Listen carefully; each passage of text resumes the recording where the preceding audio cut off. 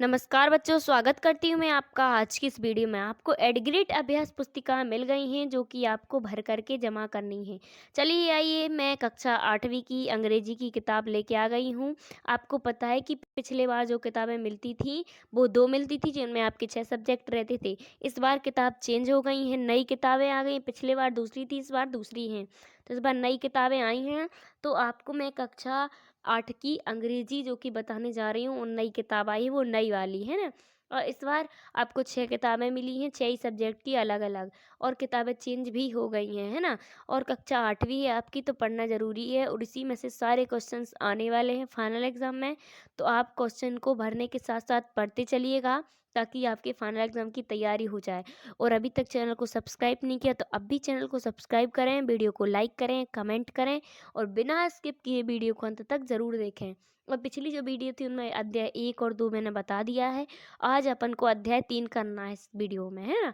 चलिए, एडकेट अभ्यास पुस्तिकाएं हैं, अपनी अंग्रेजी की हैं और अपने दोस्तों के साथ इस वीडियो को शेयर ज़रूर करें। और सारे जो भी आपके अध्याय हैं उनकी प्लेलिस्ट बनी है, तो आप चैनल में जाके देख लेना। आपको सारे अध्याय की प्लेलिस्ट भी मिल जाएंगी, तो उसी में से आप अध्यायों को कर लेना और दोस्तों के साथ वीडियो को शेयर करें ताकि वो भी इसी चैनल में से अपनी किताबें भरें। और आपको किसी भी चैनल पर जाने की ज़रूरत नहीं है, इसी चैनल पर मैंने डाल रखे हैं और जितने नहीं डाले हैं उनको मैं अपलोड कर दूँगी, तो आप जाके देख लेना, है ना। चलिए, आज अपन को अंग्रेजी करनी है, इंग्लिश करनी है अपनी कक्षा 8वीं की, जो कि अपना तीसरा अध्याय है, लेसन 3 है, जिसका नाम है द अनग्रेड फॉर ज्वेलर्स। तो ये वाला चैप्टर करना है अपन को। आप देख सकते हैं, पहले अपन को डायग्राम दिया है यहाँ पे, फिर यहाँ पे कुछ क्वेश्चंस दिए हैं। चलिए देखते हैं क्वेश्चन। पहला क्वेश्चन क्या है, how did the woodcutter not see is the well. तो यहाँ पे क्या है, अ रैबिट। तो यहाँ पे अ रैबिट में टिक करना है डी नंबर में, और यहाँ पे आ रैबिट लिखना भी है ना, इस प्रकार। चलिए, पहला हो गया है। फिर इसके बाद दूसरा देखते हैं, who helped the wood cutter first. तो यहाँ पे क्या आ जाएगा, मंकी आ जाएगा। तो यहाँ पे पहले नंबर ए नंबर में टिक करना है, फिर यहाँ पे मंकी लिखना है। चलिए, फिर इसके बाद देखते हैं प्रश्न तीसरा, क्वेश्चन तीसरा, जिसका क्या पहले प्रश्न पढ़ते हैं, क्या है, what did the tiger parent the wood cutter. तो यहाँ पे क्या आ जाएगा, the tiger presented him a set of gold ornaments, है ना। तो यहाँ पे तीसरा हो गया। फिर चौथा, was the wood cutter released from the person finally. तो यहाँ पे आंसर में क्या आ जाएगा, the wood cutter in the person can save the queen's life. फिर क्वेश्चन पांचवा क्या है, what is the opposite word of ungrateful. तो अनग्रेटफुल का ग्रेटफुल हो जाएगा, है ना।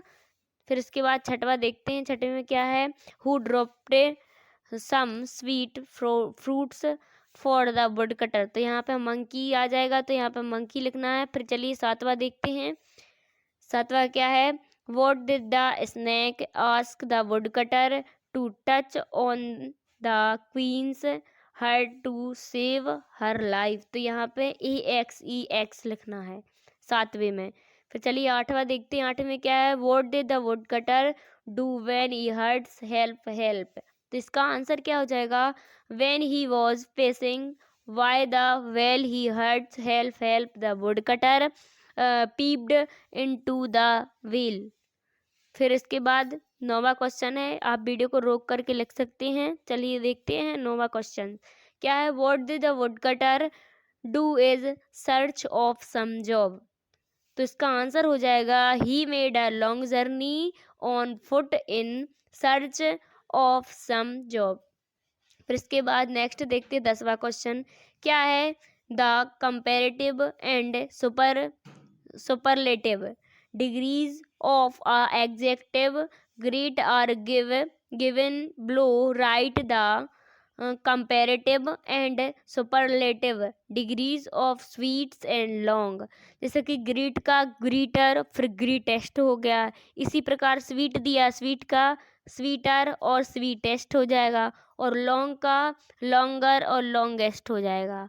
तो इस प्रकार 10वां हो गया। फिर 11वां देखते हैं क्या है, इन the story is you were in place of the jewelers, what would you have done to the woodcutter? तो आंसर में आ जाएगा in the story is we were in place of the gold myth we would have happened the woodcutter instead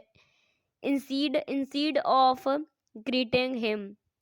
फिर इसके बाद next देखते हैं 12वां question क्या है।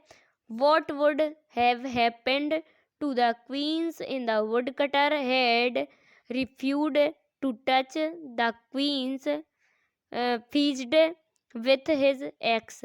तो आंसर में आ जाएगा if the woodcutter he refused to remove our axe from the queen's forehead, then the queen's life could have been lost। तो इस प्रकार 12वां भी हो गया अपना। आप देख सकते हैं पूरे क्वेश्चंस हो गए इस चैप्टर के। देख सकते हैं आप आपने सारे क्वेश्चन कर लिए हैं। थैंक यू, धन्यवाद। मिलते हैं नेक्स्ट वीडियो में अगले वाले चैप्टर में, चैप्टर 4 में, लेसन 4 में। तब तक के लिए थैंक यू।